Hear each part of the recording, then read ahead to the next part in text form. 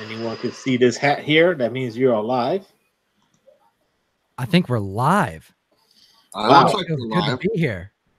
Whoa, this is another episode of Coast to Coast Comics. I'm your boy, this Rican guy named Rod. Jeffrey, what's up, bro? What's up? What's going on, Rod? How you doing today? We got a nice group of people joining us, don't we? We got some sexy gentlemen in the chat, in the house.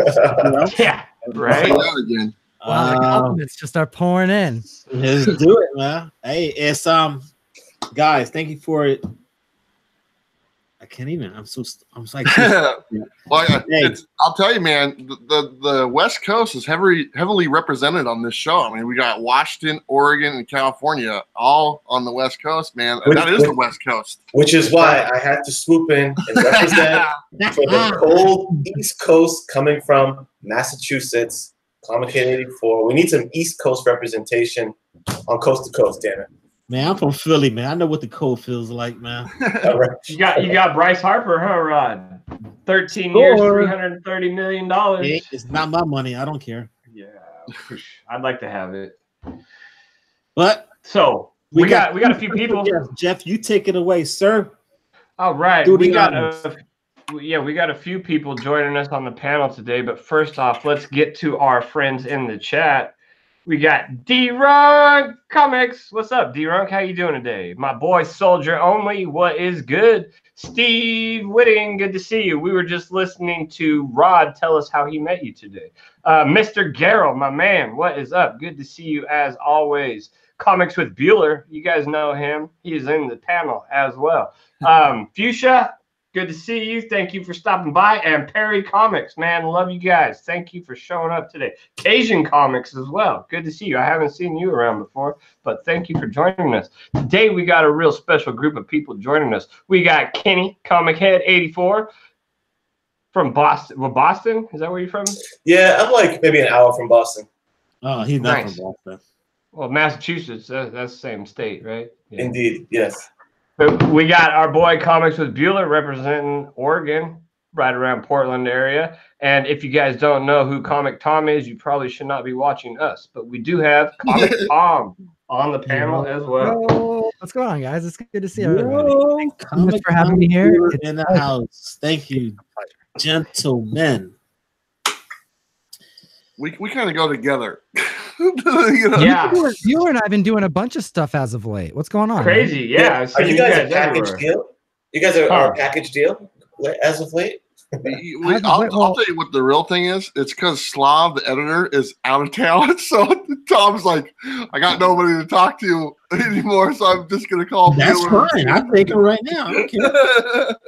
Oh my goodness. Yeah, it's been a tough month. I'm fighting through it, but we're almost there. We got big stuff happening, and yeah, it's been cool. You know, honestly, really what it is Bueller and I spend so much. I can speak for Bueller because I know, because I talk to him all the time.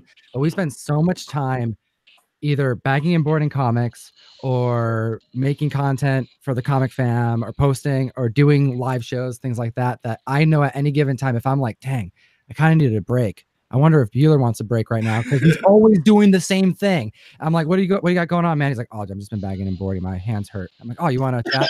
Okay, sure. And whether it's like midnight or 1 p.m., this guy's doing the same thing I'm doing.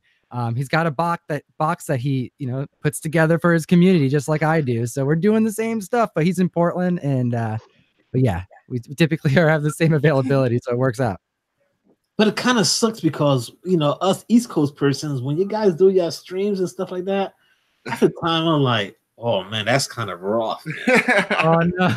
I could like jump in for like 5 seconds. I'm like, get to it, guys. Do the unboxing or whatever. And I'm like, gotta go to bed. Good night, guys. Hey, we go pretty early. We go like 5:30 our time, which is what, 8:30 your time? That's not bad. I mean, Tony Sanders, he does a show at like 10 o'clock at night, and stuff on the West Coast.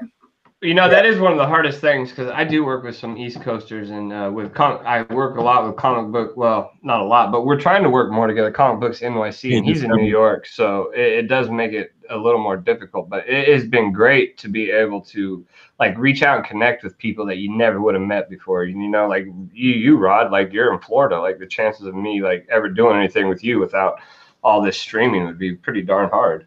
Well, you know, and let's be all serious. This whole time zone thing, it's all just made up. It's not real. Yeah. You know, you know, we're not farmers. We don't need that. But you know, it's pretty cool to have I agree. As an East Coaster, and comic YouTube has definitely had an effect on my sleeping schedule. Because I'm like, dude, I'm staying until the end of this episode of The Hunt. or what have you. So I feel you, brother. You get roped in, man. Even some of these auctions, I don't even like. Sometimes I don't even have money to buy comic books, but I end up watching a whole dang auction for no reason. You know, it's 4 hours later, right? Yeah, right. Just chilling. But do you buy anything from the auctions, Tom? No, I've actually started to. You mentioned Comic Books NYC. I picked up a giant size Invaders from them, like at 8.5. I'm gonna press it. I'm so stoked. Nice. So auctions going on today too, I think. Yeah, today and tomorrow. Go ahead, come ahead. There we go. No, I concur with Jeff. Auctions going on tonight. I think on the Great Legends channel. Auctions tomorrow. White Whale, John's Comics for Kids, and NYC, I think. Yeah, and I think Bill from Economics and Comics has one going on like right now too. So there's been an influx in the amount of auctions going on too, which I mean that's cool, keeping the books in the community. So it's nice to see some things like that going on. So do you guys picked up any books this week, or what's going on? Yeah. I mean, I'm sure we all picked up a few. I have actually been trying to go back and get a bunch of the Avengers No Surrender books because I missed out on them when they came in. Are you reading any of those? Not yet. I'm trying to get the whole set. I started reading the No Road Home series, and I love it, man. I think it's an awesome series, and so that's why I went back and tried to get some of these No Surrender. I freaking ended.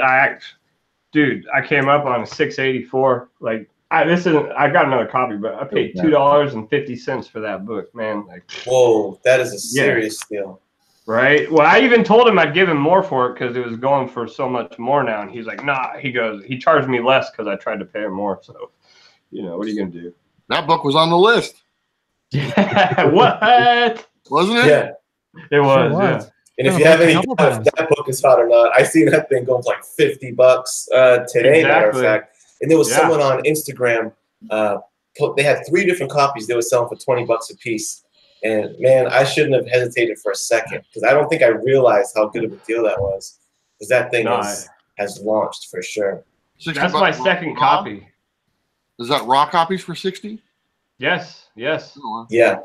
I paid $5 for one 6 months ago, and then they started going up, and now the cheapest one last week I saw was like $45 plus 3 shipping, so almost $50, and now they're at $50. So, hey Jeff, I think my buddy Bruce might still have some of those sitting in the bin. Oh, I bet he does. They're probably folded over, hanging off the bin. I gotta go tomorrow and take a look. Yeah. So guys, because I know you guys are so busy doing your boxes and all that. So how often do you guys have time to read comics? You know, I mean, I need to hear from Bueller and Tom. I mean, you guys are just extremely busy. That's the question that runs through my head. How often you read comics? Well, I will say not as often as I'd like, to be honest. You know, that's the honest answer. You know, it's as things get going and we're making content and doing videos and especially doing these boxes, I had no idea how much time and effort it takes to put these boxes together, you know, until I started doing it. And Tom's laughing. He knows exactly what I'm talking about. But you know, as far as like I've enjoyed the Heroes in Crisis series. I've been reading that. I missed the last issue. I have to go back on that one. I like Spawn. That's a regular read that I do. It's one of my favorite books. and what was the one? The Middle West is another one. Oh, so yeah. like right now, those are the three I'm trying to read every time. And I was up on Immortal Hulk until probably about 4 issues ago and stuff. So I gotta get. And I'm sorry, Jeff. I don't mean to make you upset if I'm not reading your Hulk book. But that's another book. But it's the truth. It's something I wish I had more time to do to read them. But you know, I buy them, so they're sitting there. I mean, I got a stack of them sitting right here. It's like, man, one of these days I'll read those, and then next week comes and there's another stack that goes on top of that stack. It's a never-ending process. That Middle West is really good, man. Yeah, it's very good, very good. How about you, Tom? How often you read? I basically make it a goal of mine to just read this one comic book every day of my life. I think it's the best comic book ever been. No, I'm just kidding. No, I'm also super busy. I find myself. Oh, there it is. It was kind of funny last night. In the feed that Bueller and I were on, we were chatting in the background. One of the guests had like, what was it, Bueller? It was like a table of these. Yeah, it was like a little stand. It's like a little shrine of Turoks, and I'm like, yeah, heck yeah, that's pretty. Yeah, I saw that. Turok. I don't know, it's great. It's like we made it a meme. I love it. So, but as far as books that I am currently reading ongoing, I struggle to keep up. Not because I don't have time, because I try to give myself a goal of reading a comic book every day. Like 1 a day is my goal. Okay. But if I am caught up, I mean, I'm always reading up on Hellboy. Anytime there's like a new Hellboy, story that comes out, and it's going to be on my badass trailer that just came out. I know, right? I'm so excited. I got Cosmic Ghost Rider here. This was in my last trip to the comic book store. I'm going to read all the Kate stuff. I'm totally behind on that. I have Batman Long Halloween here. That's on deck as well. Saga is something I'm always going to be caught up on. They're on hiatus right now. Hellblazer's on my pull list. Gideon Falls is on my pull list. Batman's on my pull list. And I have Skyward by my bed right now. But with content, because like that's really how I decide what I read. Because if I'm going to make a video on Silver Surfer, I think, what did we just do? 58, excuse me, Silver Surfer 58. We recorded that today. So we had to read that comic book twice. And then I had to read Silver Surfer 40 to like refresh myself on that. So that's just by like doing videos. I had to read 2 comics, and I try not to count those towards my 1 a day, because that's for making a video and sitting in the studio and, trying to make content for the community. But because of that, I find myself almost like holding off reading books because I don't want to make content on something. So like read it and then have to reread it twice. You know what I mean? Gotcha. So I'm waiting on Immortal Hulk because I know I'm going to have to make videos on that. So I've only read a couple of issues, and every time I read an issue, I'm like, oh, I just want to read all of it, but I'm holding off. So I think it's fair to say that there's probably going to be a lot of Captain Marvel content coming out this week. Obviously. Dude, I was at Target last night, and they were stocked full of all kinds of Captain Marvel toys, figures, and crap. Yeah, just crap. Yeah. And, hey Tom, I was going to ask you, because you're going through Surfer Galactus, because I love like those read-through series, and I'm all about the Surfer Galactus stuff. Because like you, I think you got like comic characters tattooed on you, right? Oh yeah, absolutely, my whole sleeve. Yeah, because I'm in the club. I got Galactus and Surfer over here. Dope, so dude. I'm all about those Surfer Galactus videos. But whoa, Careful. We don't want anything to drop, right, Rob? No, do it, man. It's being recorded. Once you get through, there's lots of just crashes recorded from me. Once you get through Infinity Gauntlet and all its connecting stories, are you going to tackle another big crossover story, or are you going to try and maybe get more like smaller series and smaller runs? That's a good question. It's funny. We started out the show today that we recorded. It's not going to be out for a couple weeks, but the show that we recorded today with Fire Guy, we started out the show with, oh my gosh, we only have like 7 more issues, and then we've covered the entire saga, like 50 some odd videos. Yeah. So we're winding down. That's like a month, and we're going to be done. And we've been joking this whole time, like we're never going to finish. And then a year went by, and I'm like, oh, what are we going to do now? So we're going to continue it with another saga. Like I always want to be doing some epic thing that gets us having to read stuff that no one would expect. Like we covered Quasar comic books that I would have never read, and probably people in the community would have never read. And one of two of them were my favorite comic of the whole dang series.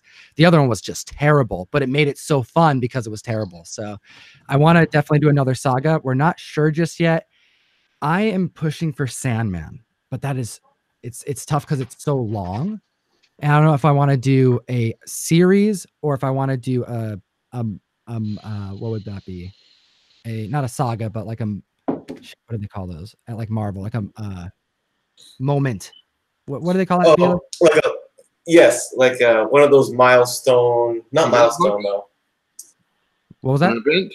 An event. Thank you. Like an event, like Infinity Gauntlet's an event. So you have all these tie-ins because I don't know. But right now, it's my favorite stuff we do is the breakdown videos. I imagine like my ideal world.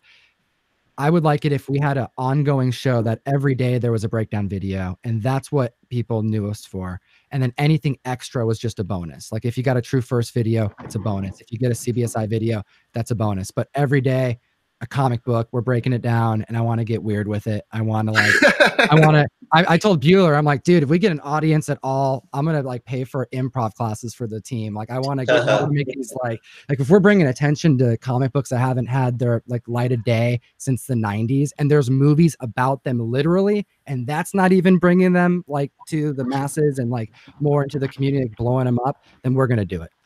That's cool, man. And Ryan's good with that. Do as much voice modulation for Ryan as you can. I think there was one of the Infinity Gauntlets. I don't know if he was reading Thanos dialogue, but you guys like messed with the pitch of his voice. And that's like one of my favorite episodes. Ryan's good with that stuff, man. He's good on the fly with that. That was fun. Yeah, that was all in post too. That was a good surprise.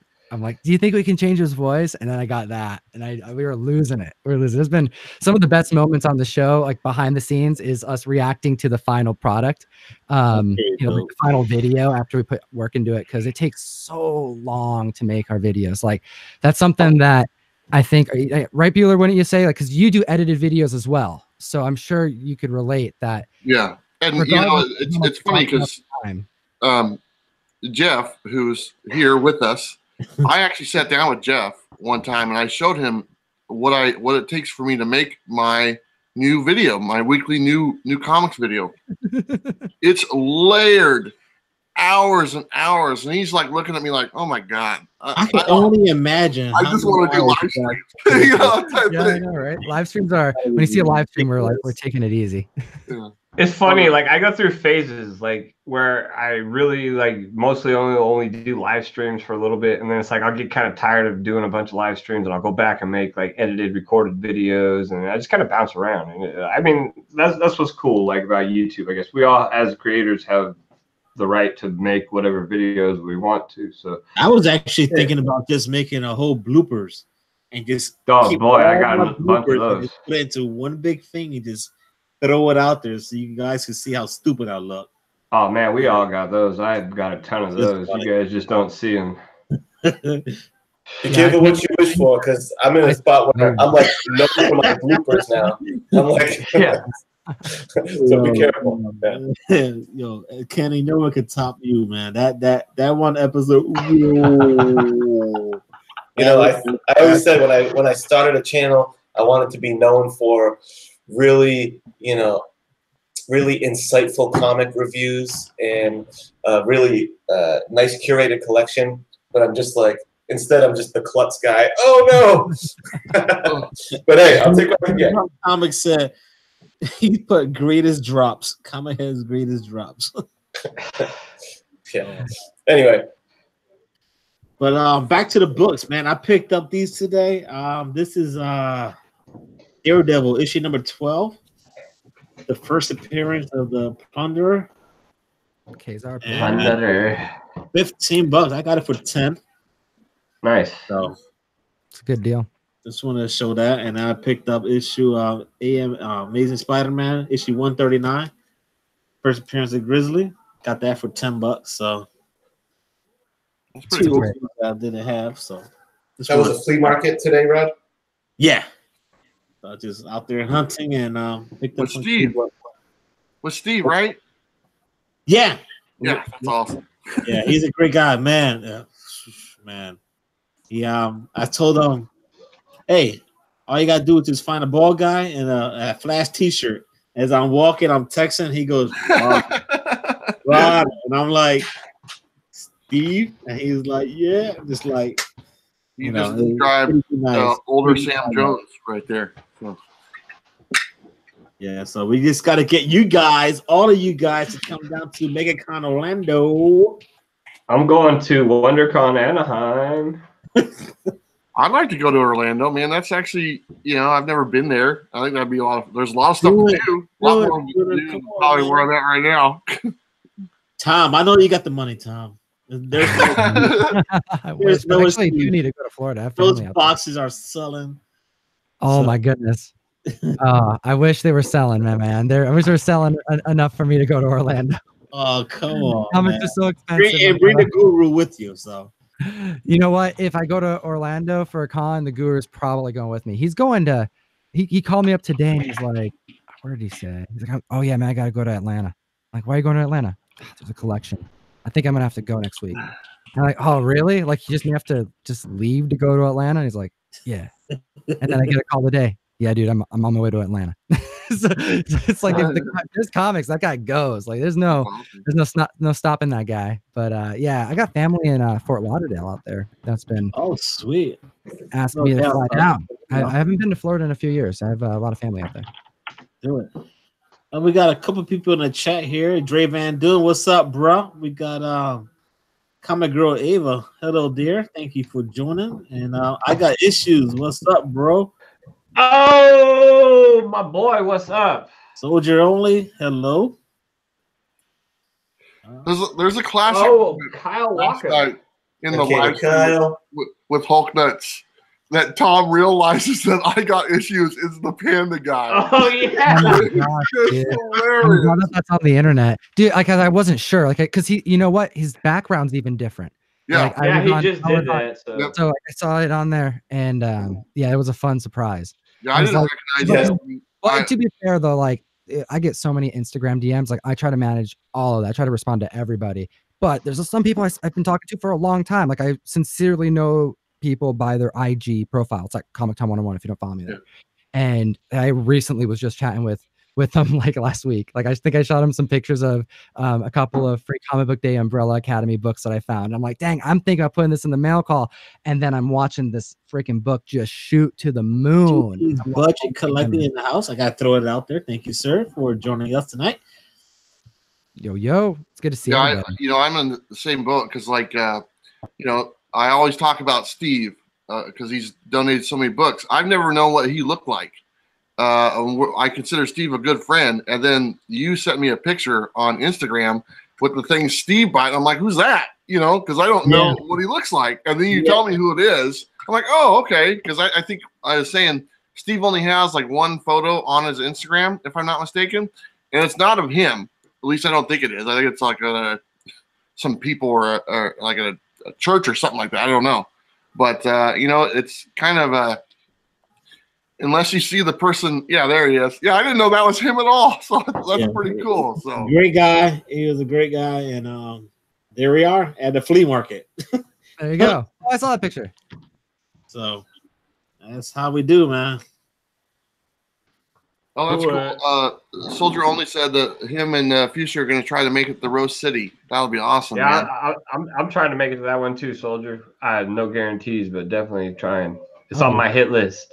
Well, Jeff, you can stay with me again if you need to, buddy.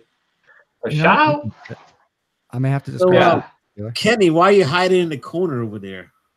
I'm on the internet. I'm not hiding. No, from my angle, it looked like you cut off something like that. Oh, you're right. That is weird. On in the thumbnail, it's different than what the main video is. Anyway. Congrats for not smoking, Kenny. I swear, thank you, bro. Yeah, man. Slabs over cigs. It worked. 10 years cigarette smoker. Wow. And somehow, like I said, I pitted my two addictions against each other: my comic addiction and my cigarettes. And yeah, man, if anyone awesome. Who wasn't you put some money towards comics instead? Yeah, because I was dropping like a cool like $125 a week on my cigarette habit. So I'm like, you know what? Easy. So good for you, man. That's so cool. That's a really good story. I told my wife that, Kenny, and she was like, who's Kenny? I was like, Come Ahead 84, the one that dropped stuff. She goes, oh yeah, I saw the video. And I was like, yeah, he stopped smoking. Yeah, money on honestly, this slab came from that because I said it so that if I get through this week, on the weekend, I'm going to go and treat myself to like $125 book. Yeah, I got this. This is courtesy of No Smoking. That Watchmen 1 is. So, yeah, man. I mean, not indefinitely. I did it for a month. So 4 weeks I went. I splurged a little on slabs, but. Treat yourself 2019. Treat yourself. Yeah, I know. I'm looking at some stuff too. I've been buying comics for myself for the first time in like over a year. So I'm pretty excited about it. I don't buy any comics for myself. Can I show you guys my last key pickup? Because I have a little, I do have a like an unboxing on deck if you like. Nothing too crazy in there, but the last like kind of key books that I treated myself to was this little eBay hunting. I'm a big Batman guy. So Batman, what number was this? 190. One of my favorite Penguin covers, a classic Esposito. This is Penguin's 3rd Silver Age appearance. That's a beautiful cover, sir. And then the Penguin's 2nd Silver Age appearance, another cool one. Who'd you say was the artist on the other cover? Carlos Esposito. He did a lot of that Silver Age Batman stuff. Nice. 2nd Silver Age Penguin. And you see where I'm going, right? Okay, player. 1st Silver Age Penguin appearance. A really bizarre cover of like somehow there's a big orange fire-breathing dragon on it. But that's 1960s Batman for you. It's just off the walls stuff. So bang, yeah, some Silver Age Batman goodness. What was the one before that one? It's the 2nd. I guess if you would call it anything key, it's number 169. But it's did you know that that's the first appearance of his umbrella? Come on. Yeah. This one is? No, I'm just making it up. That's right. I don't know. Yo, Bueller had that face, man. Like, you didn't. Yeah, it is. Yeah. Bueller is like, he seems like such a trustworthy guy. I just want to believe everything he says. I'm like, okay, Bueller. I believe him right away. I did that to somebody. I can't remember who it was, but they were showing a book, and it was all red and yellow. And I said, do you know that that's the book that Hulk Hogan got his ideas for the color of his outfit? And they're like, really? I go, yeah. And they're like, that's so cool. I go, I just picked that up. That's not how he came up with the color. He's like, yeah, I know he's playing this joke again. I already know this guy. Whatever. You should do the top 10 list. Just,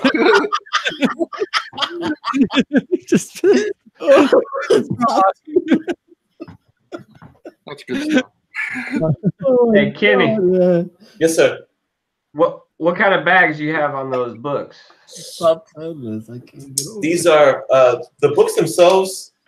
Is Mylar, My Light, I should say.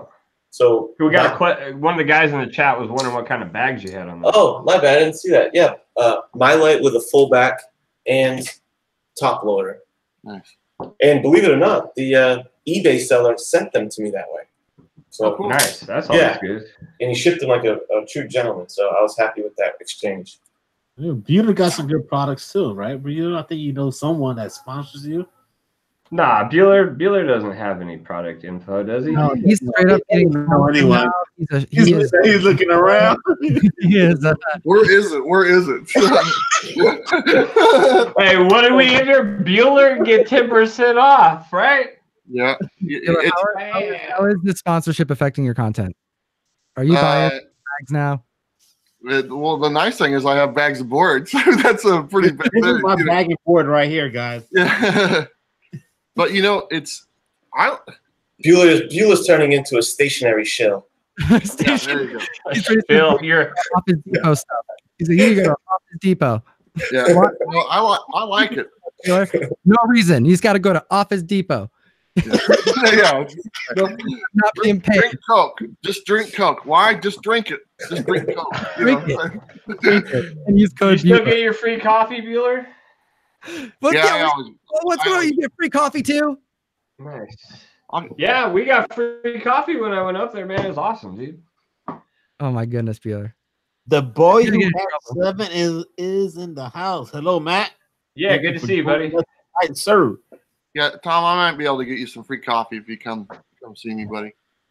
Oh, you got all the hookups. Actually, anybody come see me, you know, I'll take you out to the coffee shop, but it's on me. I take care of it. Yeah. I'm not a big coffee drinker, but I'll take some orange juice. Yeah, I like some orange juice, man. I'm with you. Orange juice is like the perfect drink for breakfast. Don't be ridiculous. Some toast. Give me some butter on my toast. No wheat bread though. Just some white bread. I don't do wheat. What the hell does wheat bread and toast? Wheat bread's good for you. You're gonna get water.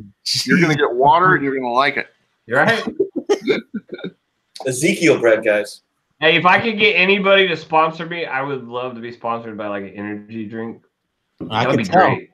I'd spend like $10 a day on it. I'm with you, bro. Like, if I could get anyone to sponsor a Phillies fan, they get all this Phillies stuff behind me here. They ought to be able to sponsor anybody. Our baseball team. What's that? Bryce Harper. We're going through the World Series. You heard it right now. He's not even going to play. Oh, that's the heater right now. Jeff, I'm about to cut you out. Look how Who nice. won that World Series in 08? Was it 2010? Yeah, let's see that box. Bueller, I'm glad you grabbed that because I was actually digging on Instagram yesterday on that store. What's the name of that place again? I was going through their marketplace yesterday. It's Boxes in Action. Well, that's the guys who make it, and then they have distributors. And actually, the nice thing is the distributor is actually I think it's Columbia Hobby or Max Pro Supplies. They're kind of the same thing, and so you can get them through. You can get those boxes through the Max Pro Supplies, which is my sponsor. You know, and you can save 10% on them. But the cool thing about doing what? How do you save 10%? You enter the Bueller, just my name. That's it. My name. You get 10% off just by saying Bueller. It's weird. But you say Bueller in the mirror 3 times, he'll literally like show up in your bathroom. Yeah. Well, Bueller. Are you telling me that just 7 letters will save me 10%? Yeah. It's my money, and I want it now. Yeah. But I'm the guys that do the boxes. They're located in Texas, and I'm kind of talking with them. So they'll probably end up being on the show very soon. And the Boxes in Action guys, and I'm hoping to kind of maybe do some kind of deal with them as well, because you know we all use boxes, and I try to get stuff that we all use. You know, stuff that's universally used. I mean, and I've said this before. Not everybody gets stuff graded. You know. Or stuff like that, but they do put their comics in bags and boards. They do put them in boxes and stuff like that. So it's universal, and that's kind of what I look at if I'm going to have a sponsor type thing. So as long as it's something that everybody can use, and that's kind of what I look at. So, Bueller, I put my first order in, and it got there in less than 24 hours, which was amazing. Wow. And I'm actually going to be packing up this round of mail calls all with their product. So I'm going to test it out. I haven't actually used any of their bags and boards, but I'm excited. And I bought a case of their Max Lights. It's Max Lights. Max Lights. I bought a case of their Max Lights, and all of our that one book in there. That's kind of that. It's a better book in each box. Yeah. We'll highlight that by putting it in one of those Max Lights, so people can kind of tell the difference. So I'm going to send those out, and I'm excited to hear the community's response because we're going to send it to a lot of people. Yeah. Hey, Bueller. Soldier said it was asking if anybody has got the authentication error on Max Supplies when they were trying to order. It sounds like he was having some issues. You know anything about that? Nope, I do not know. As far as like details, like stuff like that, I am clueless. People wait. It sounds like Tom just placed an order and it worked out just fine. So I don't know what that was going on. Hey, Caleb Murphy. I just want to say sorry. I accidentally muted him on the hunt the other night. I know that was total accident. I really apologize, buddy. Didn't mean anything by that. That's the smart guy. He's such a great guy, man. That guy. This guy's hustling. He is super positive energy, comic Smurf. I was at the flea market and I saw a Smurf toy, and I was just like, "Damn, Smurf, man, Caleb, man." She's like, "Caleb, it's dope, man. It's dope." I just thought of Caleb, that's all. Anyways, yeah, he got that Lobo, that first appearance Lobo in his Bueller box. Oh, man, nice. And I thought that Omega Man 3 or something. Yes, it was. Yeah, it's funny because like, I mean, Jeff, Sam and stuff, and like he was over here last time we were doing the boxes, and I had all the shipping labels in my hand. Okay. And like there was one box that had like the big donated book. It was like a $300 book. And I said, Sam, pick a number. And he picks a number. It was like 18. I count out 18 cents. I go, well, you just decided who's getting this book type thing. I just slapped that on there. And that's how it did it. And the funny thing is the guy that got that book, I don't know who the guy is. And he posted it on Instagram. And he's only like made like 2 other posts all in his whole Instagram career type thing. So it was really cool. And I saw it on there, and I don't know. I thought that was awesome. Yeah, for sure. Dre Boogie's in the house. He said hello to everyone. What's up? What's up, Dre? What's cracking? Hey, just curious here. Can you remember the first comic book you ever read, guys? Just wondering. Any of you guys, can y'all remember that first comic book you ever read? I'm late in the game because if you haven't known, but I sold all my stuff, and then when I moved down to Florida, I gave certain things away, and then about 2 years ago, the house got broken into, and they took some stuff, and that's when I wanted to get back into comics. So I'm kind of late in the game, so I'm just curious, what's the first comic book you ever read? I'm trying to get to know you guys, Well, I'll jump in.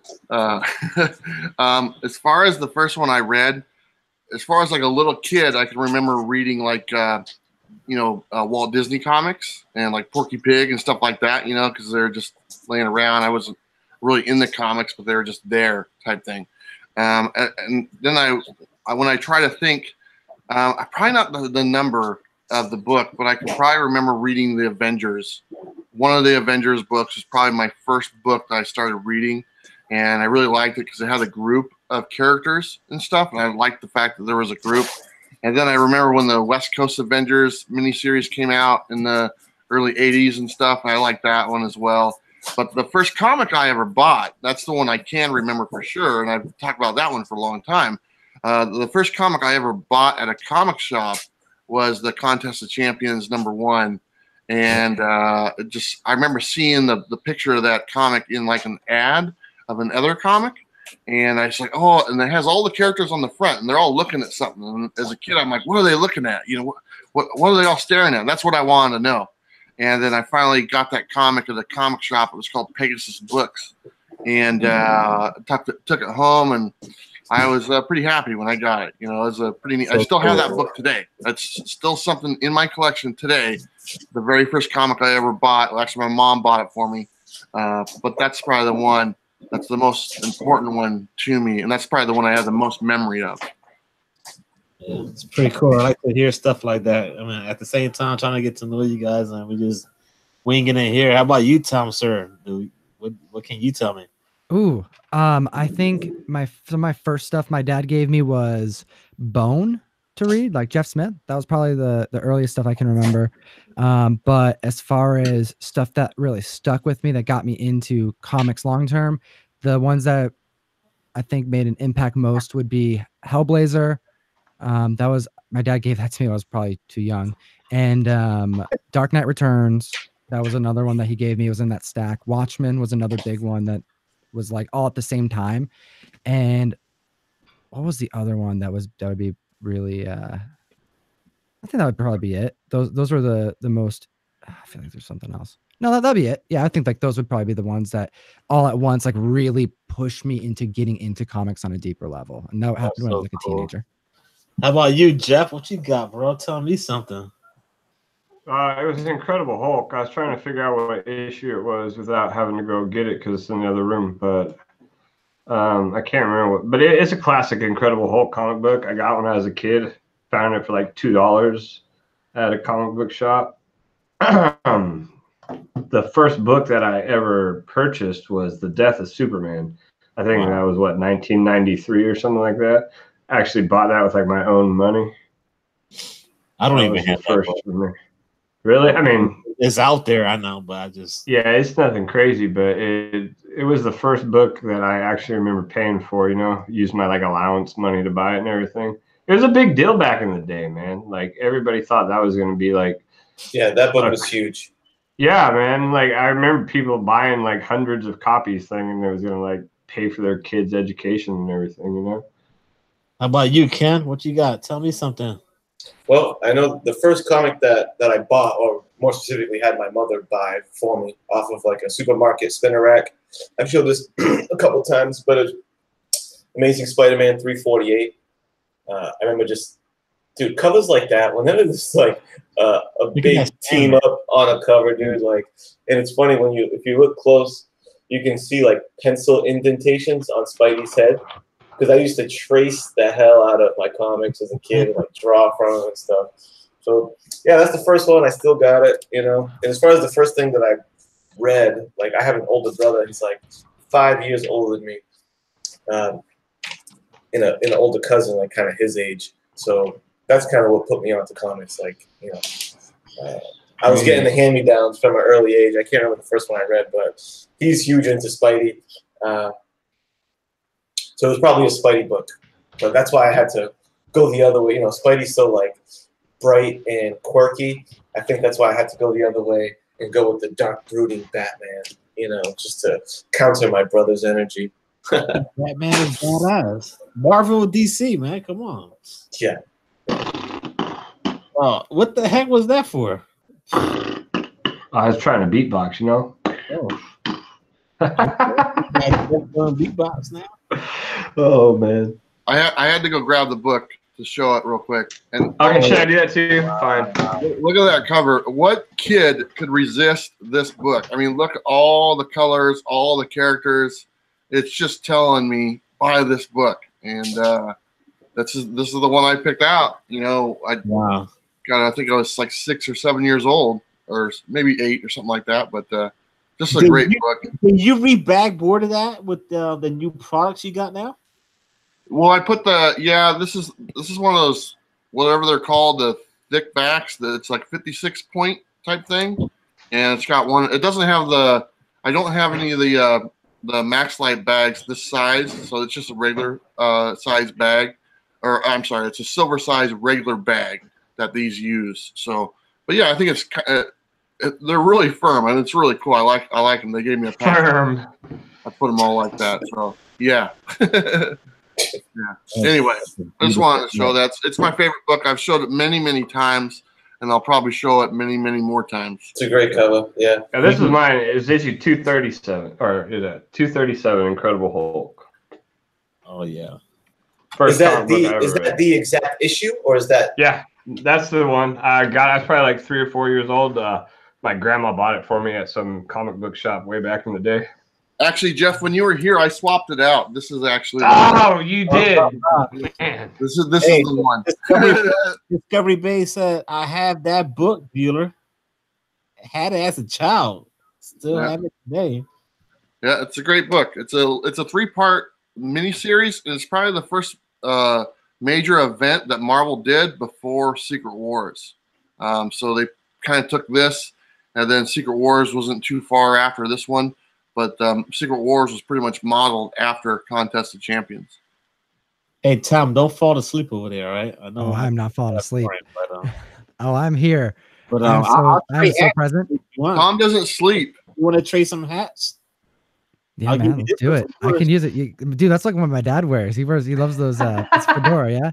That's what I do, man. I usually wear this with the Sixers jersey on. Hell yeah. So, there you go. I'm trying to look appropriate, and I'm trying to match. Usually I wear gray with red. I'm like, I don't, you know. Yeah, I got Ryan's brother works at like I don't know, some store where they sell a lot of hats, and he'll randomly get stuff from his brother, and then Ryan doesn't wear anything, any hats. He just doesn't do it. So he gives it to me, and I just try to change up the clothes I wear as much as I can because I'm on camera so much. So I end up with hats I would never wear otherwise. But I'm like, all right, I'm rocking this one right now. It says "Bam," and then it has yeah, I just realized that you have rocket under the brim. And I'm like, all right, I'm gonna rock this hat for like a week. We'll see how it goes, and then I'll get something else. I got a pink one, you know, whatever they give me, I'll swap it in. What's up, Big Will? We got Big Will joining us in the chat. Thank you for stopping by. We also got a few other people like Metarog, Bake the Snake, Sam's Tangle Web, Dravon Doom, Discovery Bay, Denzel Marriott. Thank you for stopping by today. Hi, Alea Comic Bro. What's going on? Good to see you again, man. Hi, Alea. Hi, Alea. Hi, Alea. Perry Comics. Thank you for stopping by. I think I got everybody. Ooh, soap. I like that. I like that name. Soap. Hey. Soap. That's pretty dope, yo. Check my channel. Soap. I like that. Didn't Tyler Durden make explosives out of soap or something in Fight Club? Am I remembering that right? Is soap explosive? It was something. I don't know what he did. He made soap out of people fat or something like that. Yeah, something weird. Yeah, anyway. I don't know. What about you, Rod? You got any pickups you want to show us? Well, you know me. I'm out there searching for those Marvel team ups. So hey, Puff. More. And actually, Buter Steve said that he has a stack that he's gonna give to me. I was like, sweet. So we're gonna do that. Huh? A sack? Stack, yeah, it's that. Or a haul. Stack. A stack. Okay. But he's gonna come down towards my area at an LCS, and we're just gonna hang out. And but he said he knows I like the Marvel team ups with Spider-Man, so I picked this up. You know, these were all $2. That's a Thor. This is one with Dazzler.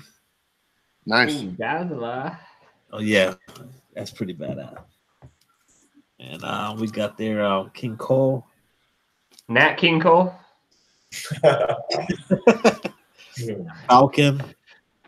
And the Marvel team up books are very undervalued. There's some great books in the team ups appearances and stuff like that. Definitely. Yeah, that's ones as well. That first black suit, or one of the first black suits. Isn't that issue 141 with Spider-Man? Yeah, 141. That's the one I'm trying to find. I'm just striking out so far.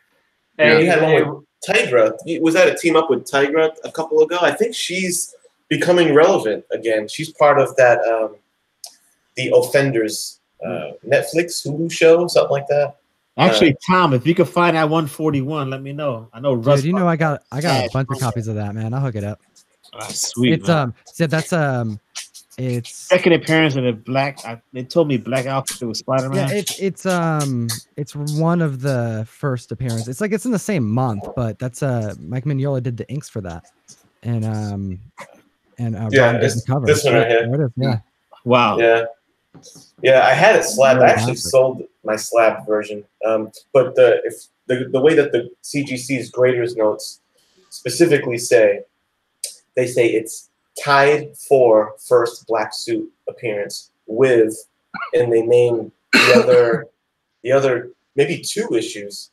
They either name 1 or 2 of those. I can't think of them offhand, but yeah, that's how CGC graders notes it. It's a great book. I think that looks cooler than both the Spectacular 90 and 252. Those are the 2 others that you're probably referencing. You know, the backstory, how the black costume came to be, is one of my favorite stories. The story behind the scenes, and how it was like a fan wrote in and said, "How come Spider-Man doesn't have a black outfit if he's crawling around at night?" And that's literally how they came up with doing the black costume. That's why that true first appearance is such a fun part of that lineage, is because if you want to like talk about key appearances, you think about I think Black Suit's a great example of how it doesn't like divide collectors, it creates collectors, because if you want the first appearance in continuity, I'll be right back. Sorry. Yeah, you're good. If you want to know about like if you want this black suit in continuity, you're going one way. If you want it by date, you're going another way. If you want it by like legit inception, you're going, or conception, you're inception. Like when it happened, you're going even another way. And you're and it goes back. I know, right? Inception. I know it's you know, lot of editing in the last 24 hours, guys. Bear with me, but for real though, like it creates all of these other books and gives them attention, and that's what I love about that whole black suit collector's aspect, because I personally want them all, and I want them all in 9.8 personally. Yeah. Shooter was telling me that they like hired on the fan that wrote in for the idea to come work for Marvel, and he wasn't quite ready. You know, he wasn't. You know, it wasn't his bag. He got a great idea, but as far as like an actual storyteller or whatnot, he just wasn't there. But I think it was like $500 or somewhere around there. He came to work for Marvel. He was gone very shortly after, but it was literally just a fan, you know, wrote in, you know, saying that about the black suit type thing. And that's the basis of where the whole black suit came from. And that's where we got, that's the foundation. And then from there, we got everything else, you know, Venom and all that stuff. And look how long we're still talking about it today. It's still extremely relevant, you know, type thing. Absolutely. You know, it's that's one of the cooler true firsts, is that one. And like, I know some people are like hot and cold on the concept of a true first, but I dig it when you just take it for what it is, which is like, I don't necessarily think like we bring up true first too much as they're going to be anything to do with the value, really. They're just kind of like fun, almost like fun fact books, you know, like, hey, fun fact, this is in the back, this black suit's in the back of that issue. And pretty much a lot of those true first, they're just kind of little quirky things that are cool to collect. Absolutely. Hey, absolutely. Steve, I didn't show you right now, but you know, he said, "Do you have this book?" I was like, "No." So he gave me this one. I mean, he was so kind enough. That's how cool he was, man. He just gave me this book. He's a good guy, man. Yeah. So was like, did you have him autograph it? Well, I did. I autographed that one. It should have my name on it. I was like, "Are you Brendan?" He said, "No." I said, "No, you can't do it." Then. I meant to tell Steve he needs to send me a book and he needs to autograph it for me. I mean, it doesn't matter, you know, because it's something from anything I get that people send me and they want me to have it. Okay, it's never leaving my collection. I have a separate box of stuff that people have given to me, and it's never leaving my collection. Even if I have a copy of that book already, I take that book and I give that one away, my copy away. And that's actually happened a couple times. Like Sam has been here and I got a book. I'm like, "Oh, I have this one, but hey, Sam, you can have my copy. I'm going to keep the copy that somebody gave to me." So I did the same thing with Hulk issue 377. I had a copy. Comic Books NYC sent me another one, so I gave my original copy away to somebody else. So I agree, man. So I remember if he wants to autograph those books, I gave Comic Immortal Men, and it was signed by Jim Lee.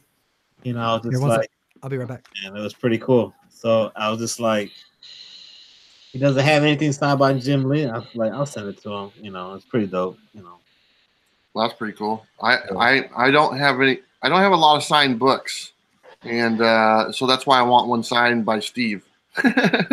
Right? That'd be nice. I don't have very many either. So I do the same thing, Bueller. I have to, because you know, I do the same thing. I want to make sure it's separate. Hey, Kenny, get that box ready. You gotta do that open down unboxing, all right? I know, right? We had first one on my pile here is the one you sent me, brother, and it's got 3 boards. I got into putting 3. I don't know why. It's just there's something about it's just sexy. 3 boards to 1 comic. I don't know, but well, I'll make sure I had to get there. That's how I separate them. So like all of these ones that are in my box, I keep it in my office because it's growing. When someone says they bought me something in particular, I feel so like it's such a nice thing. And I do the same thing, Bueller. Like I have a Plastic Man #1 over there that was gifted, and you know I got a Plastic Man #1, but I got a new one, and even if my copy's a higher grade, like that's my new favorite copy, and I'm putting that one in my box. So Rod, you sent that book to him? Yeah, I did.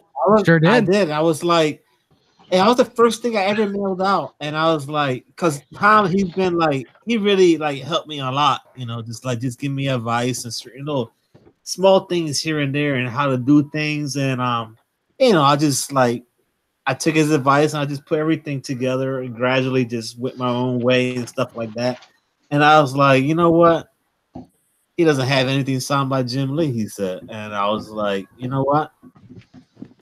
Why not? You know, I met the guy at MegaCon, and it was, and that book means a lot because I met him that Saturday, right before the Super Bowl, and it's kind of weird how everything happened because, you know, next thing you know, the Eagles win the Super Bowl. I lost my sister-in-law during that time, so it was very emotional, but yet, you know, hey, it's just that's how things work. You know, it's just you feed off it, and it's just you know, you guys know what I'm talking about. Yeah. Well, man, I gotta say, man, it meant a lot to me that you sent it. You're right. I didn't have something by Jim Lee, and I remember seeing your message like, "Yo, I fixed that problem," because I mentioned in a live stream on Instagram. Like, I think you asked, "You have anything signed by Jim Lee?" Because I don't. I just didn't have anything. And I missed out on an opportunity to like. I don't want to say like get a beer with him, but the Guru has pictures of him like outside hanging out with Jim Lee. I totally missed out on the opportunity. And I think that's around the time that it happened. Is you like, you have anything signed by him? That was New York Comic Con, right? I think he was at New York Comic Con, Jim Lee. Yep. Yeah. He was at a bar one of the nights, and it was, oh, you know what night it was? It was Thursday night. It was before he was sketching. Started. Yeah, he was sketching at a bar, and you were sick, Tom, wasn't you? Yeah, man, I was so sick. And you was ordering like, Dunkin' Donuts, I think you said.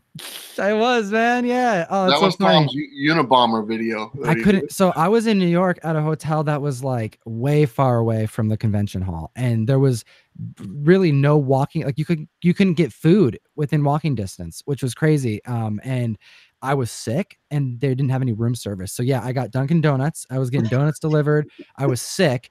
And the Guru is like, yo, we're going to the bar tonight. This is a place where I meet up with all of these other dealers and comic shop owners here in New York City. And I didn't like, at the time, it didn't like click in my head what he was telling me, that this is just like red alarm. Like everything like should be telling you got to be here. Like no matter what, even if you're sick, you got to be there. But I did. I'm like, I got to do this top 10. I got to like just do it and we'll figure it out. So I stayed back and did the video. And then the Guru goes out, and yeah, there's like people who run shops in New York City there, and they have been for like 20, 30 years. Like these are the legit comic shop owners that we talk about, you know, like back in the day, you know, like back in the 90s when this happened, back in the 80s when this, like these guys were there just hanging out because this is his friend. And yeah, Jim Lee was there at the bar, and he was sketching free sketches for everybody, just one after another sketching. He didn't stop. He just, as soon as he was done, oh, you want to sketch? Boom, next person. You want to sketch? Next person.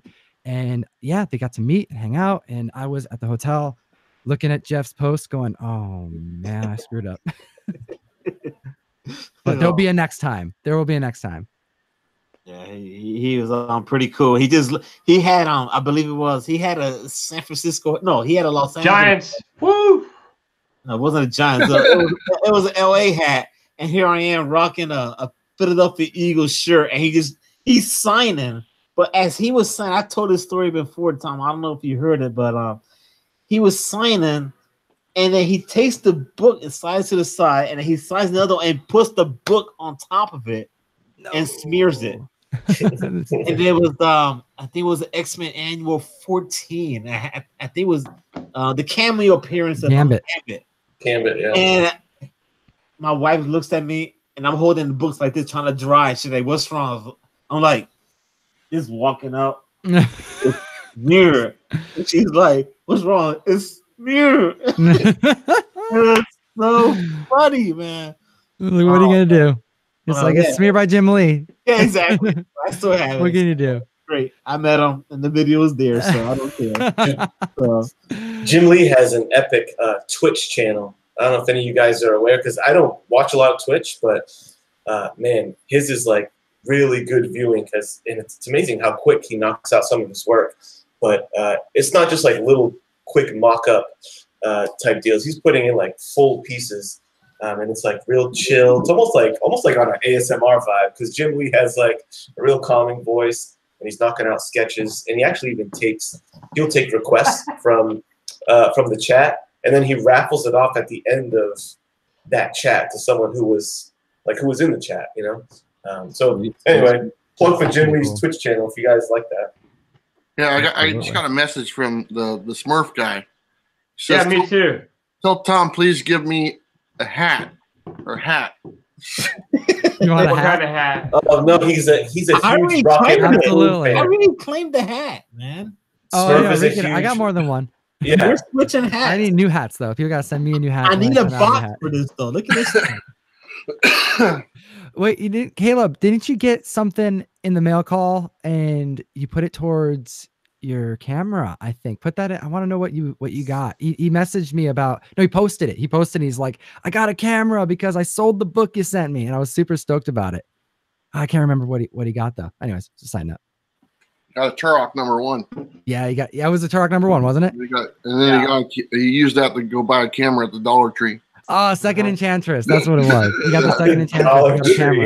You got a camera. All right. Fill me in. What's the deal with the Turok? Because I picked this one up. And I'm like, everyone's talking about it. I know there's a gold one here, right? I don't know, man. What's the deal with the Turok, man?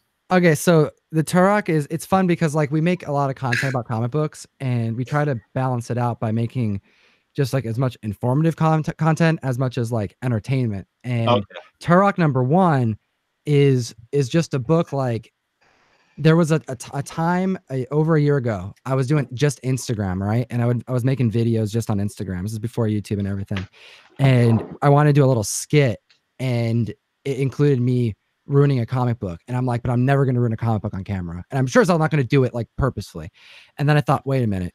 If there is one comic book that I can harm on camera that I know the community will not care about, it's this comic book.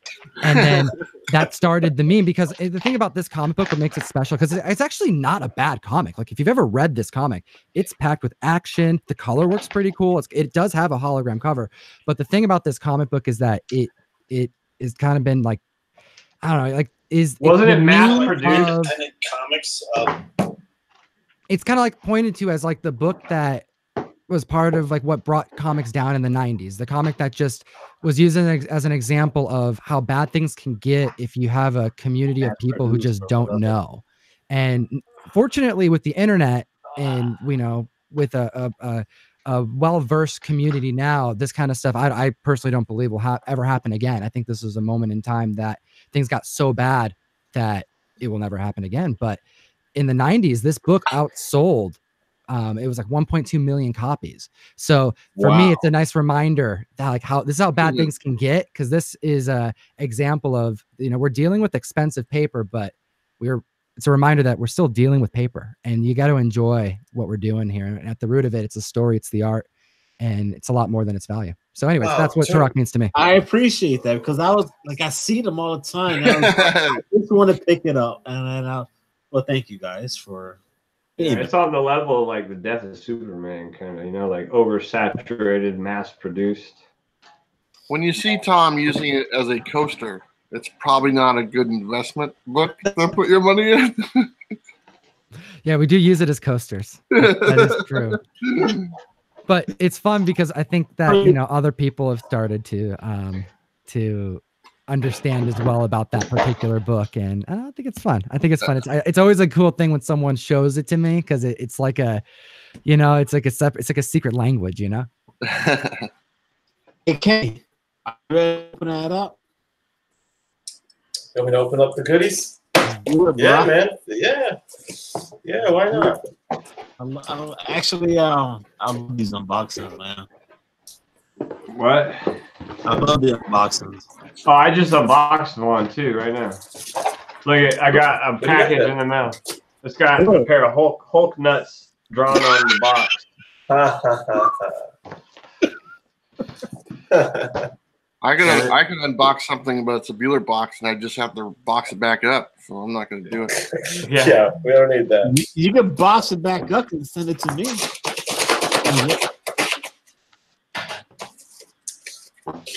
I bought these books off off of Instagram, which is kind of like a newer thing for me. Like I've never done that yet. I'm still eBay, and I got a couple other websites I use, but I haven't gone to Instagram yet. Yeah, I don't mind it. I like it. I like some of the, because what a lot of guys do is they'll just be posting, books on their page, and you can just kind of browse through them and just claim that one, claim that one, claim that one. And you're like kind of like filling up a shopping cart, I know. Well, man, that's part of the problem now is I do that too much online. I'm like, oh man, I already spent more than I should have. Like, oh gosh. Yeah, you can't do that while you're like drinking or anything. Oh yeah, I heard you did. Didn't you do that once or twice? Oh dude, I've done it more than once or twice, man. it's a thing, man. Dude, Yeah. I got like, and the thing is too, that's bad about it is when I do it, it's like I buy more than one copy too. Like I'm like, oh, you know what? If I'm gonna buy 3, I might as well buy 5. And next thing I know, I'm like, oh shoot, why did I buy 5 of that? I think 1 or 2. He said 3 or 5. I know, man. I mean, it's nothing crazy. I bought some bigger stuff this year for myself that I'm excited about, but they're more project books.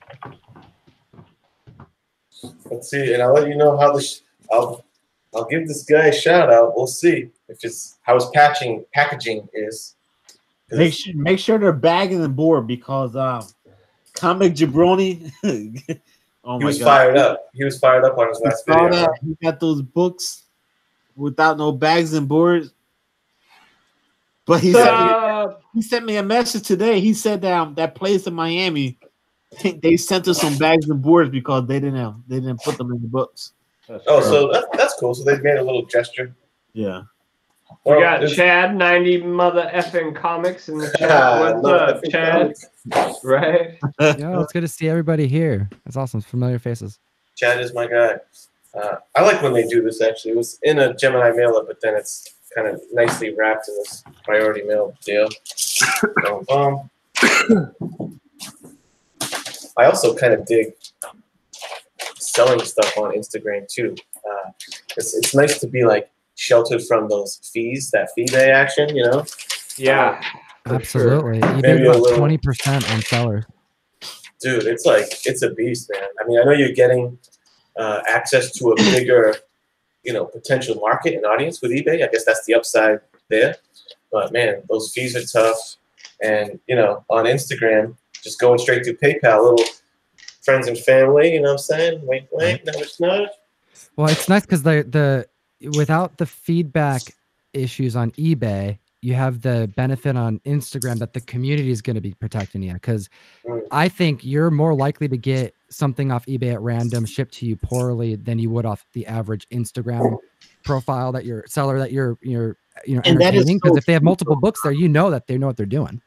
Yeah, that is so true because everything I see from eBay, it just granted, some of them are perfectly packed, but when you see something from like Edwin, I'm like, why? And it came from a comic shop, so I'm like, how are you gonna put these things in a freaking bag with a couple cardboards? And my biggest thing with eBay is they're not comic book people. They post on there, this is 9.0 plus near mint kind of thing, and you're looking at it and the pages are off-white. Like I was looking at a classic Incredible Hulk comic book, and it was seriously like a 3.54, and they listed it as like an 8.0 plus near mint. And I'm like, you're crazy, Like they're either trying to scam you or they just don't know on eBay, As where like the Instagram community, they're a little more aware of what they have to sell. Heck, you post a picture of a book and you have a really bad price. You don't just get people commenting that you got a bad price. You get to deal with the ramifications of people reposting it, sharing tagging you, rubbing it in your face. Look at what this guy's trying to do. You know what I mean? Right. That's why I'd rather buy a beauty box or a mystery box.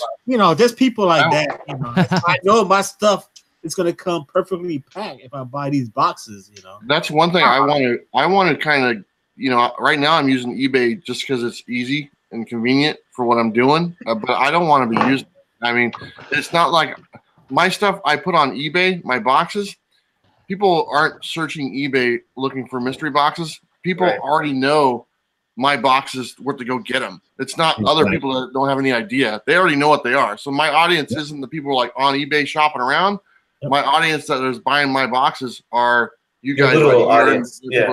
So they know.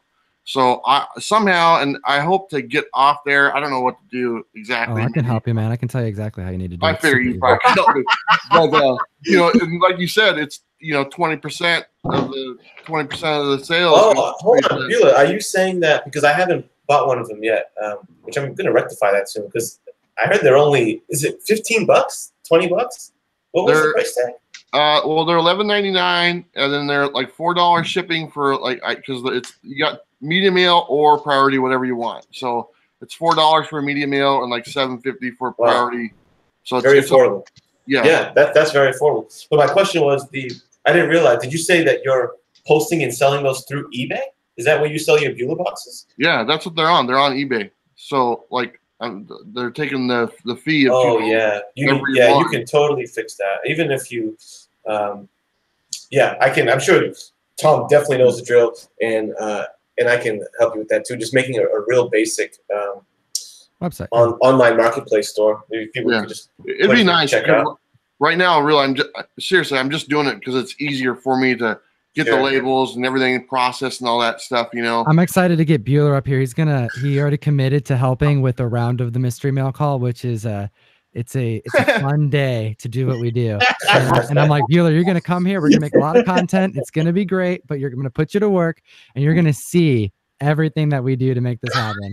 I know what you do. I do something very similar. I already know. I know. But I want to show you how scale is all right, let me show you what a thermal printer can do, my man. It's going to be pretty cool. All right, good. Good. You mean I don't have to tape every label to the box?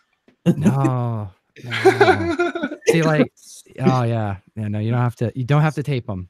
No, I'm trying to do the same thing, trying to figure out. It's tough. It's serving a large community. There's so many there's the ins and outs of that challenge. It's what makes it complicated, but it's a good challenge because at the end of the day, the job that I think I share with Beulah is that we're just on a permanent hunt, looking for awesome books to make people happy.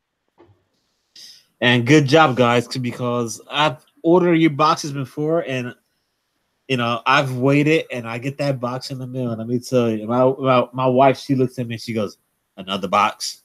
Another box. Another box. And I just go, what? It's from Comic Time or yeah, word up. Or I get an AOK in the mail, and she's like, another. I was like, I don't know who it came from. It came from John Comics. But yeah, stuff are legit, and I have one of the books. I want to see these books. Yeah, what books you got? One of my favorite books that's in the collection came from a mystery mail call. I got this in my first Comic Tom mystery mail call. Heck yeah, man! I remember that book. That is so cool. You got that one. Chris Claremont, John Romita Jr. Double signed, bro. What? Yeah, man, that's a great book. I'm glad you got that. That's so cool to see.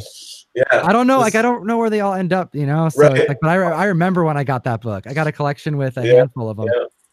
Yeah, man, that was a great school. And cool. Yeah, because it totally up my alley. Because I already had Claremont signed stuff in my collection, so obviously I was totally into it. So anyway, kudos to that. Here's what I got in my little eBay. No, I'm sorry, Instagram shopping. You, Mr. Girl. Oh, sorry, I was talking shit to Mr. Girl. This one was just a Silver Surfer cover grab because Silver Surfer's my guy. What is this? Silver Surfer Annihilation 2 of 4. Just a really hot Surfer cover. Boom. And then I recognize that one. I didn't get this one when it first came out. I was late to that party. Nice. So, I do have that. Yeah, I think this is. I pretty much missed out on almost all of those Middleton Bracco covers, and it seemed like this was the one to get. So, bang. A little Batman White Knight action. So this was the first appearance of somebody. Oh my God, that whole run. Neo Joker, maybe. Yeah, I missed all those. Oh my God, Buter. That run is epic. Actually, that first issue is like it went to like 4th or 5th print. Correct me. I think you're right, man. It's up there. It was so good.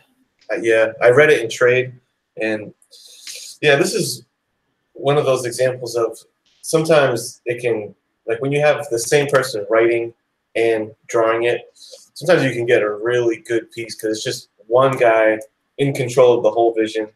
Sometimes you get really high-level stuff from that because it's one guy's baby, and sometimes you kind of get some subpar stuff because the guy's overworked or something and maybe just not that passionate about it. But anyway, that's an example of some high-level Batman work. A couple She-Hulk covers because I'm a big She-Hulk guy.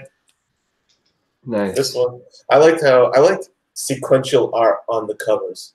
You know, it's like her little morning routine on the cover, pretty sweet. Boom, Dr. Doom and She-Hulk, Labo situation. How much did those cost you? These were $1 a piece. Most of these were $1 a piece. There was a couple of exceptions like that Batgirl. But yeah, $1 a piece. I think this one was also $1. Oh, cool. Nice. Yeah. Yeah. For his own Wonder Woman. Little Scotty Young Deadpool action, like little Deadpool with a massive ass gun. I like that one.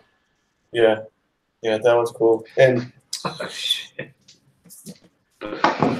this last one is a really good read that I've been getting into. Sword Daughter. Any of you guys ever hear of or read Dark Horse's Sword Daughter? I've mentioned it in my like new comic video, but I've never really looked into the book itself.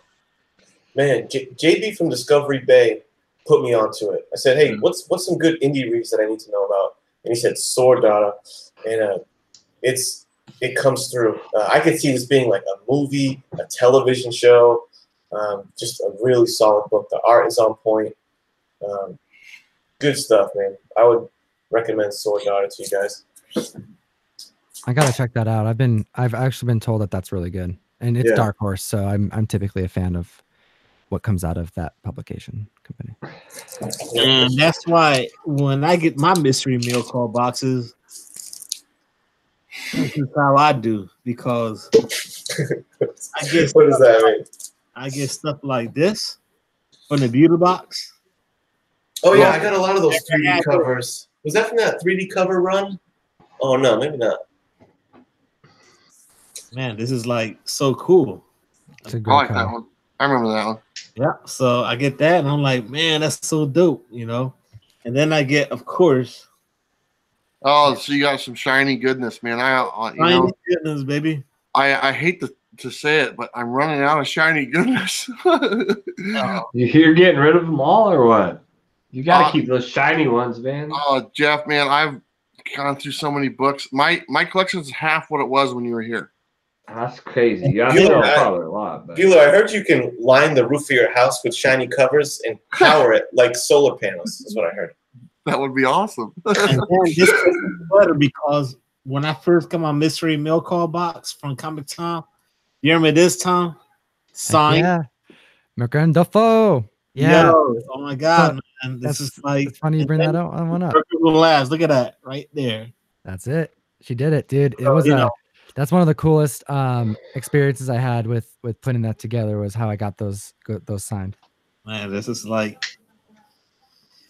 it's cool, man. So that's awesome. I'm glad you like the book. That's there was one of the first artists to give us any like bit of their time. Russ and I went out to Image Expo and sat through her like presentation of Natural, because it was coming out for the first time in the States and translated into English. So she was there by herself, just, hustling, explaining her book to the crowd over in Portland. And then I saw her at Emerald City the following week, and she remembered me. And because we had such a good meeting in Portland, when she went up to Emerald City, I felt like, you know what, I'm just going to bring a short box and tell her, hey, I'm going to send all of these out to the community here that have signed up for this subscription service. I think it would be cool to have as many of these people post online that you signed their book.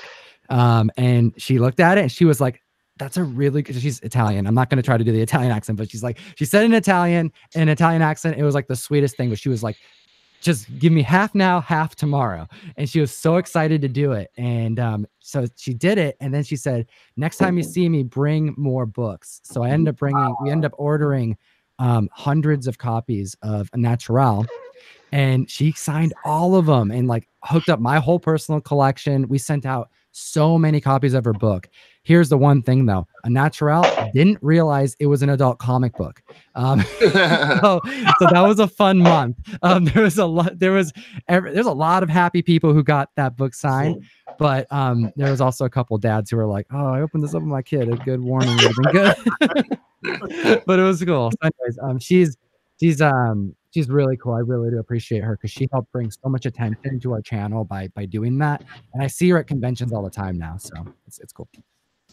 Wow, that is yeah. That's all that. I was just like, one of the first 50 comics we got signed by an artist, you know, in the start of us doing this production, and you got one of them.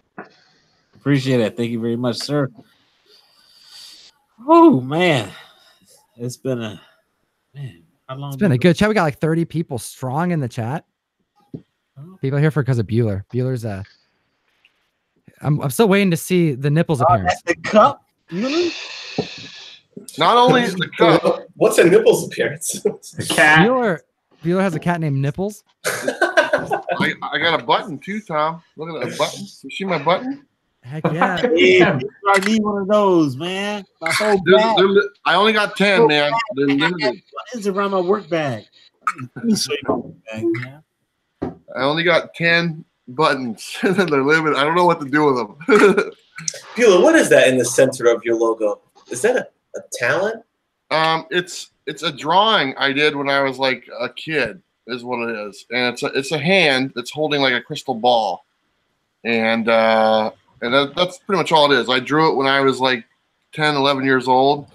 And I kept the drawing this whole time. And I was like, if I ever get a tattoo, this is what I want my tattoo to be, type thing. I never got a tattoo. It was never meant to be. Although I did have a recent conversation about a tattoo earlier in the week. He promised when he hits 10K. Yeah. Bueller hits 10K. He said he's going to get that tattoo above his lower back is what he said. No, it's not. Forever. He said he'd do it on camera. Talking about Thanos. He'll be doing it. Talking about Infinity Gauntlet. And he'll get a tattoo. He just has to get to 10K. So we're working on that. I want to see it happen. Yeah, Tom wants a private video on that. Right here, buddy. Oh, that'd be cool. Just make sure you wax your back first, Bueller, like Thanatos, before you do that. Oh, dude, I'm a hairless dude, man. I got. He's ready. I have zero chest hair. I have zero back hair, dude. I have hardly had any hair on my arms. And then you might as well do this then. Yeah, it's I couldn't grow whatever you want to call this until I was like 31 years old before I could grow any type of facial hair. And this right here literally probably took me a month to get this. So, well, I would have taken you for furry. I'm surprised to hear that. Not all people in the Pacific Northwest are furry. Let me give a shout out to Mr. Boatwright family and comics, the friend of mine from Florida. Thank you, sir, for watching. Yeah. Dex Funko's Pops and Comics. I haven't heard that name before. Dex Funko.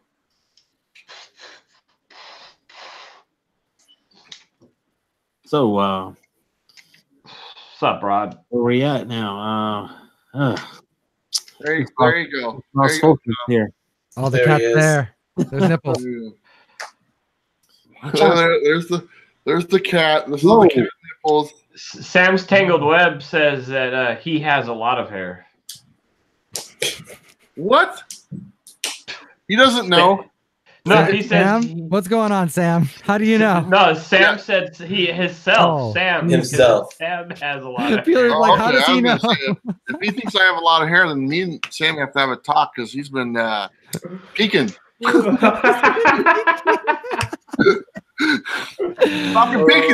has happened to this chat? I love it. Oh, we got Edwin, the comic jabroni, in the chat. What's up, No, Edwin? he's not. No, he's not. Yeah, he is. Comic jabroni. That's the man right there. He's supposed to be That's our boy. He should be on the show with us.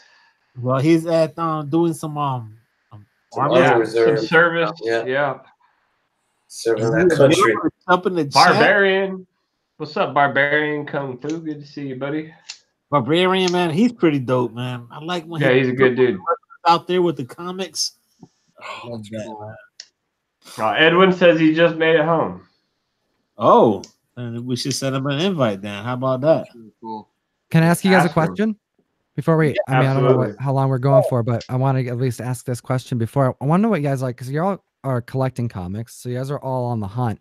I want to know, like, what's on your radar personally, like when you're by yourself going through comic book long boxes and you're hunting, you're like what's in your head that you're going through that you're like top of mind. Right now, the first thing I'm looking for is that Miles Morales first appearance. That's what I'm looking for. And so because of the Spider-Verse movie? No, not because of that. Because just because of course he's Puerto Rican, but before even all that, and I'm trying to find even Vibe first appearance in Justice League, the annual. And is he Rican too? Yeah, he is, and he died. Oh, I didn't realize Vibe was Rican. He died of that. So those are the ones I want to get because being Rican, I'm trying to get those books to myself. So absolutely, I'm Rican too, so I'm hunting for a lot of those as well. That's fun. Sure. It's a funny coincidence. I'm curious in the chat too if anyone wants to put in there what they're hunting for. I'm curious myself. But what else? What else are you guys hunting for? Keeping an eye out. Incredible Hulk, always Incredible Hulk. Anything Incredible Hulk. Storm, love Storm. How do you feel like the Immortal Hulk stuff right now? Oh, it's insane. I love it. I'm kind of like I think people are getting a little crazy with the prices, but like I can't control that. The story I think is phenomenal. It's what I've been looking for in a Hulk book my whole life, and I've been a Hulk fan forever. And then as of lately, I've been trying to get Monica Rambeau, anything with her in it, her first appearances, stuff like that. Like the girls, Order too, so because I get the comics at a discount price when I use it on DCBS. Because sometimes my pool list gets to be a little long. What about you, Head? What's going on over there? Aside from Instagram impulse buys, which is really what these are, looking for early Silver Surfer. I'm trying to snag get the first 10 issues of Silver Surfer collected. So far, I've got 1 and 3. Fiending for that number 4. Trying to find a good deal on 4, and I'm hoping I can just put this out there. In the next couple of months, I'd like to get my hands on a Silver Surfer 4. Obviously, super iconic cover, and I'd like to not find it through eBay. I'm hoping maybe some Instagram fam can help out with that. FS48 is the big grill that I want before the end of the year. And aside from that is Silver Age Batman. So that's what's on the radar. How do you feel about the I'm assuming you're watching Gotham. That's a negative. No, the television show. You're not watching it? I bailed.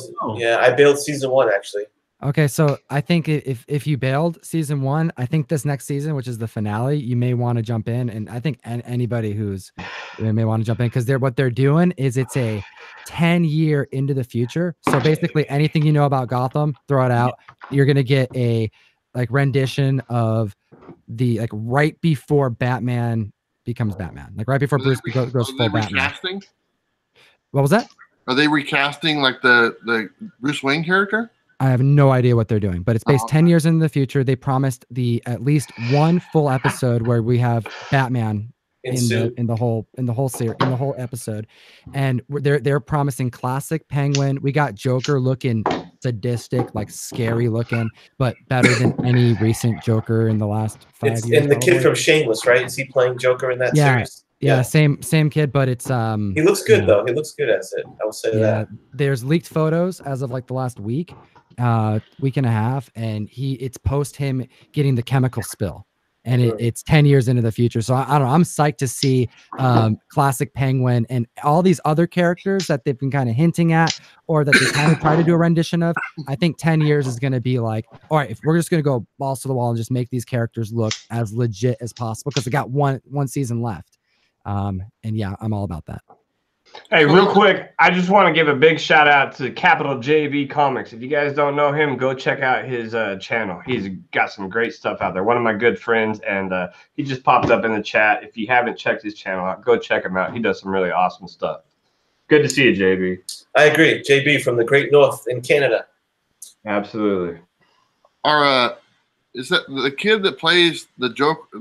Is he the Joker? I never knew. They kind of danced around it. They've been being ambiguous with it, like Jerome.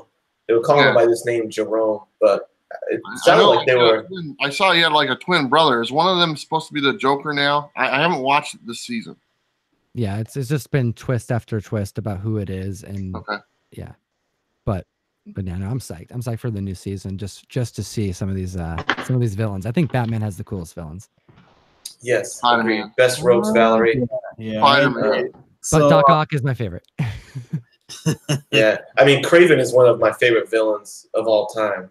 You know, and he does fall in. Kraven's gonna be in the Amazing Spider-Man coming up, if I'm not mistaken. Yeah, there's a big arc with him this year with Kraven, which is kind of cool to see.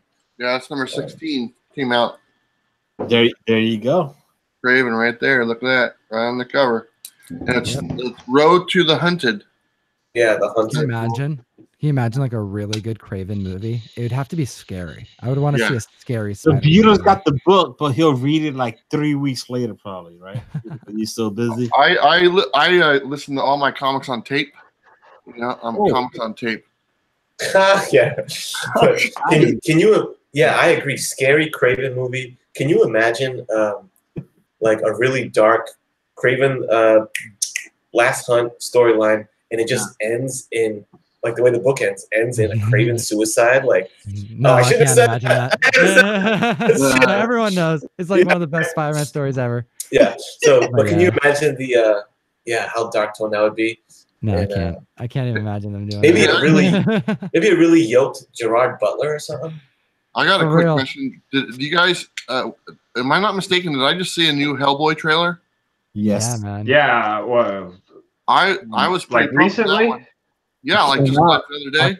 Oh, okay, I saw one a couple weeks ago, but nothing that. Today or Friday, I said. Like 2 days ago, yeah. Where do you fall with that, Tom? I feel like it was a little more lighthearted than I expected. It looks like they're going a little more like comedy action than I thought. I thought they'd go a little more horror vibe.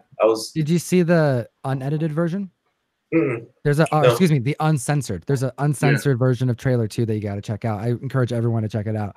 But you see that it's gory. Like you see, like you're gonna. The one thing you're gonna think of isn't lighthearted. You're gonna think gory.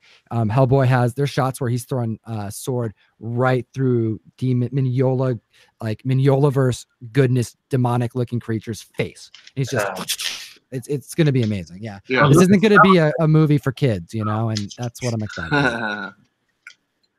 Yeah, I saw it. I thought it looked really good. I wasn't impressed by the first trailer all that much.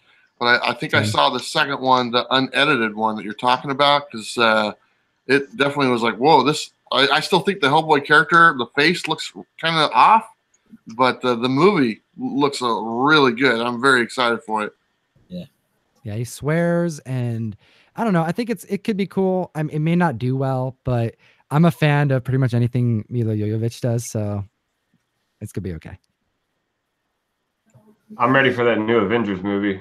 I'm telling you, I can't wait. Like the other ones, I'm not, too jumped into, but I am totally all in for this Avengers movie. I think it's going to be amazing. Why? It's because of the Hulk, probably? Yeah, he's going to hold the Infinity Gauntlet, and it's going to be sick.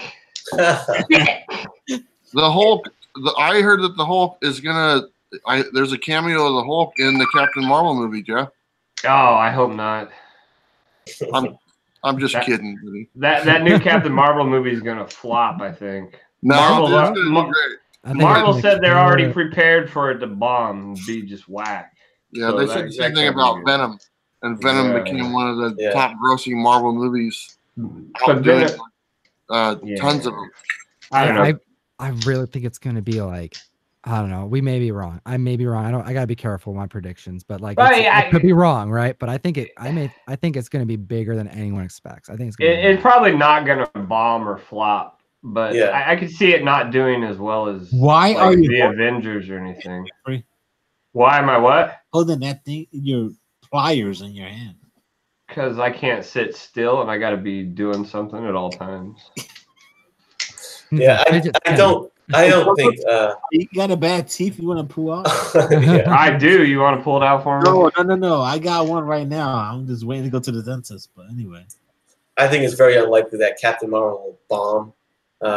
It's just getting, we know what time it is. It's getting a lot of negative press because Brie Larson is a really divisive actress. Marvel's even come out and said that they wish they wouldn't have chose Brie Larson to play Captain Marvel now. So like they're totally backtracking on everything about it. I don't know.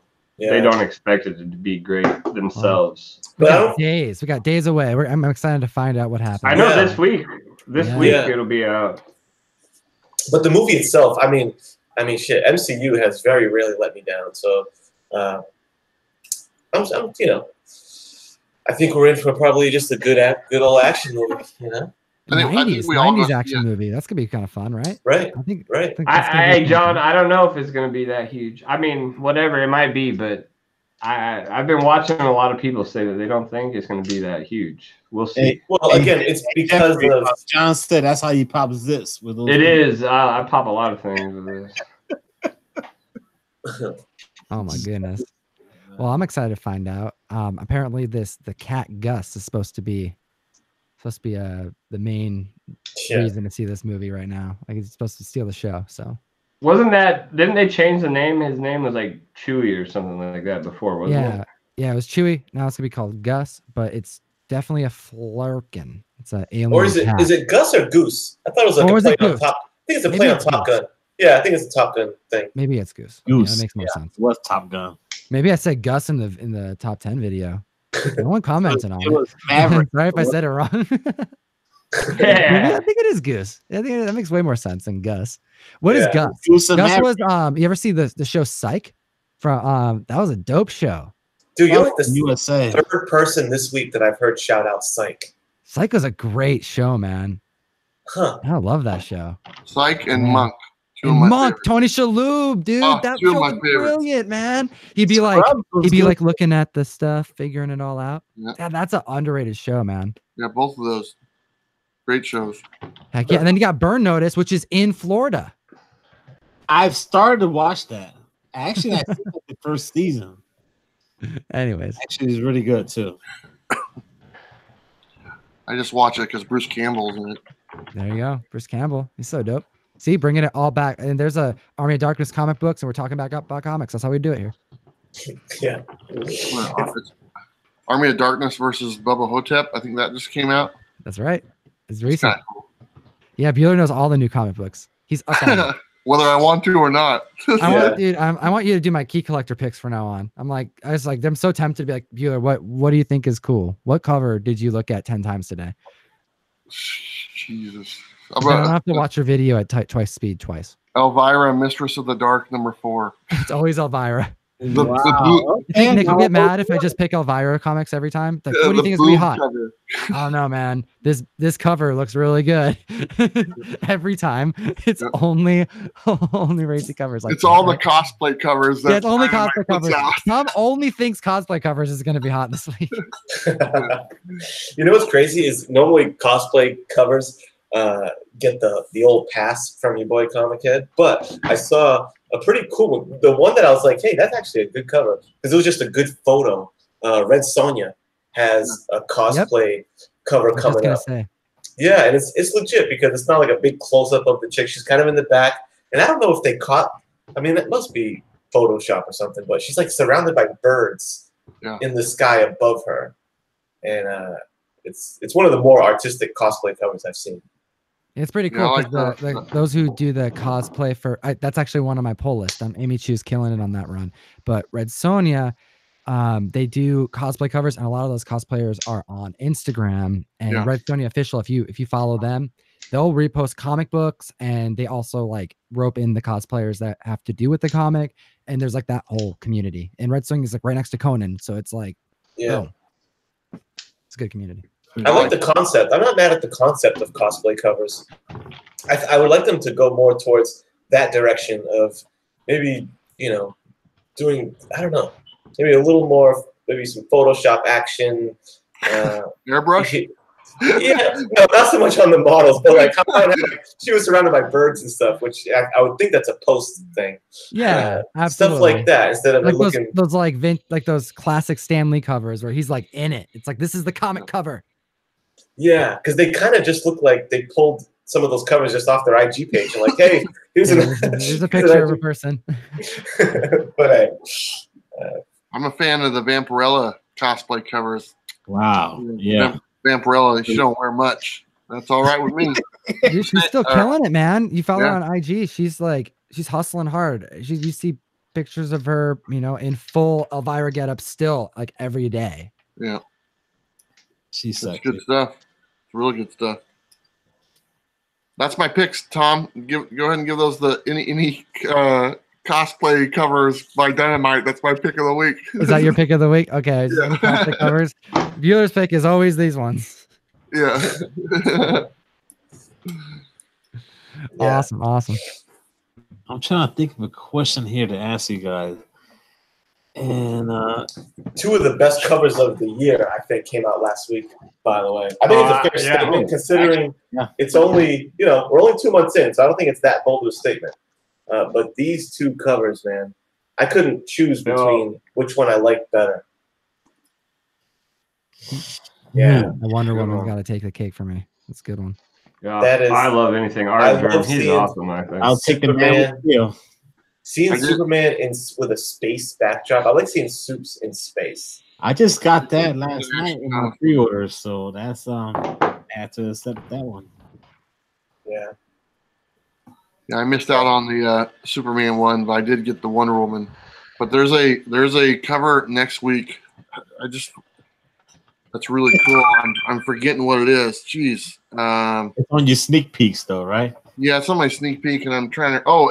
That's right. It's the cover. It's for Conan, the Barbarian #3, but it's not Conan. It's the Spider-Man variant. It has nothing to. It's just a Spider-Man villain. Oh, is that is it with Vulture? Is it the Adi Granoff Vulture one? No, it's Spider-Man and the Red Goblin. And I tell you, man, that cover. They wasted that cover on a Conan book. Yeah.